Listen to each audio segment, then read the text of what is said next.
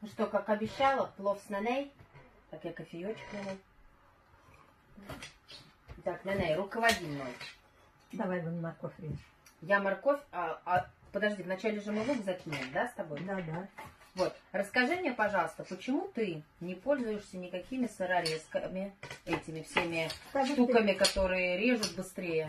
Потому что я привыкла. Привыкла, да? Да. И это уже часть такое. Я не умею с этими пользоваться. Не доверяешь им? Не доверяю. Когда руками делаешь, она вкуснее бывает. И ты всю любовь передаешь. И ты всегда, вот когда готовишь, всегда говоришь, надо разговаривать только о хорошем. Да. Да? Когда одна, я молюсь. Угу. Читаю по себе. Поэтому у Нанейки так все вкусно всегда. Да. Но ты знаешь, когда я тоже начала именно готовить осознанно, не отвлекаясь на какие-то типа телефонные разговоры. Угу. Ты помнишь, ты мне говорила, телефон отложи? Да. Телефон отложи, когда готовишь. Не надо отвлекаться никогда, когда готовишь. Не только потому, что ножом можно себе тесаком Да, палец да, отрезать. да, да. А мелко режем или как придется? Как придется. Как придется. Это, да, Это мой фирменный стиль, как придется. Это когда на манты только можно мелко-мелко На резать. манты мелко. Да. Я всегда одна готовлю, потому что я не доверяю никому. А мне? Тебе доверяю. Тебе Ну как, ты с мамой готовила всегда, манты вы готовили. Нет, некоторые вот, давай, муж, чтобы готовил, я не люблю, когда мужья готовят. Не любишь, когда мужья готовят? Я даже не люблю, когда мужья ходят вот тут на кухне. И подъедают все, да? Да. Мне вот противно, когда... А мне нравится с Пашей готовить. Мне он прям нравится, он такой помощничек. Ну, может быть, а я не люблю. Он с мясом хорошо обращается. Когда я у тебя бываю, когда они вот покушают, идут посуду мыть свою, вот это женское дело, мне кажется. Да нет, не, это так приятно, когда мужчина Не знаю. участвует в Не знаю. процессе. Мы вот 62 года живем, я не могу. Я одна.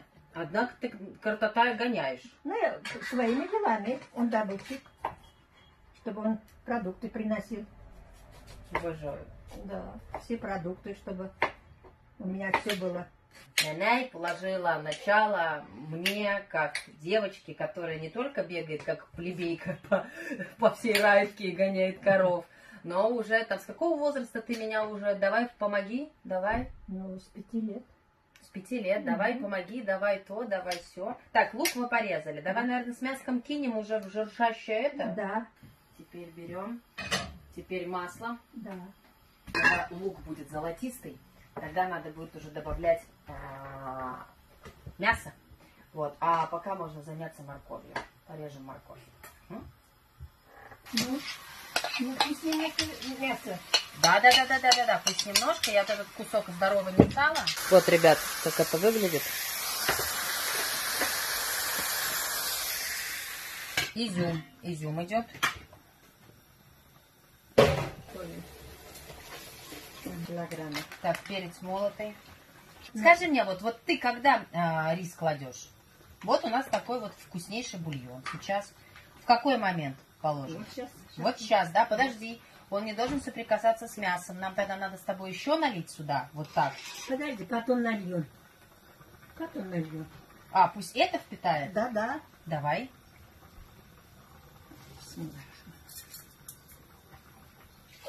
Все, подровняла, Наней. И все, и закрываем, да? Не надо. Ты не закрываешь. Теперь это еще... Давай водичкой добавь. Добавлю. Все. Я даю. А с картотайкой расскажи, пожалуйста, как познакомилась? А картотайка мы с детства вместе. Тусил просто рядом, Да. выбора не было, да? Да. Нормальный парень. Коров пошли, он это, картавил немножко. Один раз мы дрались. Я ему говорю, картавый.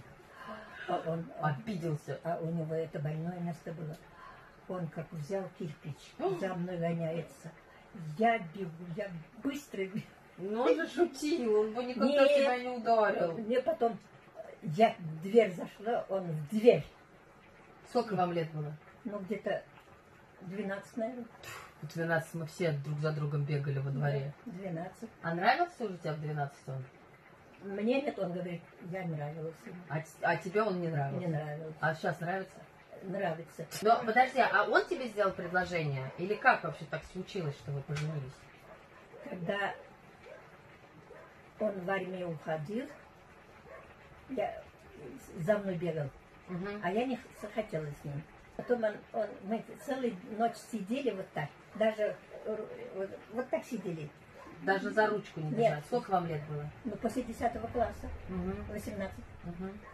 Вот он сидели, луна смотрели, потом он что-то хотел говорить. А он тебе нравился уже тогда? Да. Потом он говорит, я тебе письмо напишу. Еще в школе учимся. В школу он написал письмо, что давно не могу тебе говорить, ты мне очень нравишься, давай будем дружить. Ой, и дружит он подчеркнул. Как многозначно-то. А потом я от мамы ничего не спрятала. Не прятала? Не прятала. Рассказала маме? Пришла домой, письмо читала ей.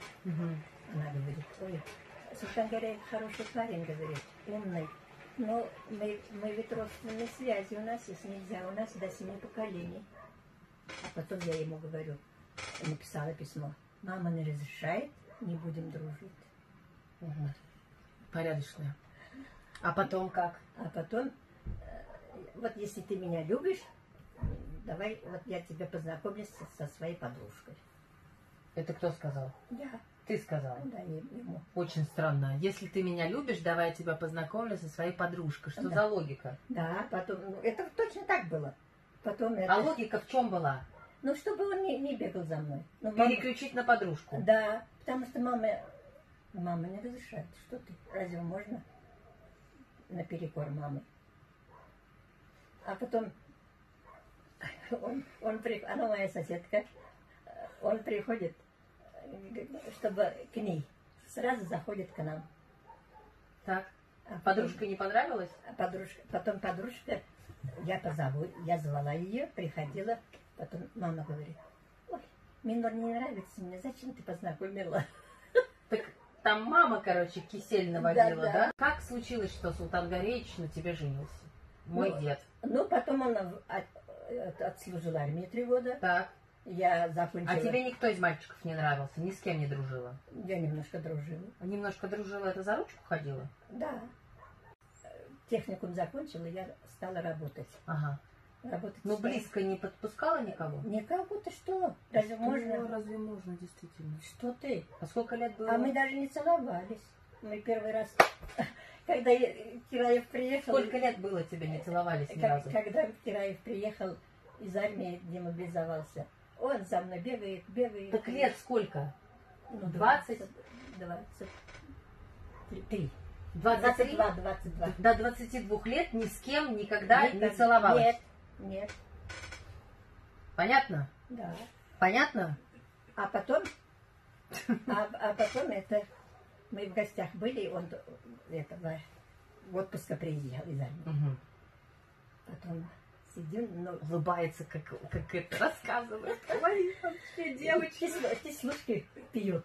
Кислушки пьют. И меня звали. А ты не пила? Нет. Конечно, мама же не разрешает. Да, что ты? Что ты? А потом Царица небесная. Он песню запоет, поет и кислушку мне дает. А ты нет. Я не такая. Я пригублю, оставлю. И глазки в пол, да? Вот да. А потом... А он также хвастался и цыганочку танцевал, скажи Нет, мне. тогда нет. Тогда нет. Когда бабушка и его мать были там, а бабушка была строгая. Она ушла, говорит, не разрешаю, чтобы... Зачем ты любовные песни поешь ей? Тебе? Мне. У вас прям Санта-Барбара, целые препятствия были. А потом... А я их подслушала. Песни? Или их подслушала? Нет, их разговор. Она же ругает его. А он говорит, бабушка, зачем ты так говоришь? И это сам я решаю. Не вы будете решать мою судьбу. Потом... А он упертый, короче, был, да? Да. Вот как ты ему понравилось, так все.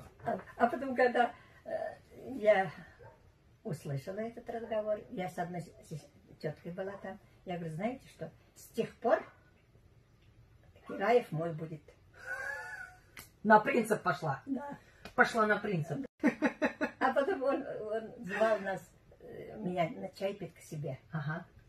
А потом опять-таки мы сидим, разговариваем. Просто разговариваем. Тут бабушка лежит, там мать ее лежит. Ну, маленькая комнатка там. Бабушка встала и говорит, потушите свет. Тогда же лампы света не было. Угу. Потушите свет. А какой был свет?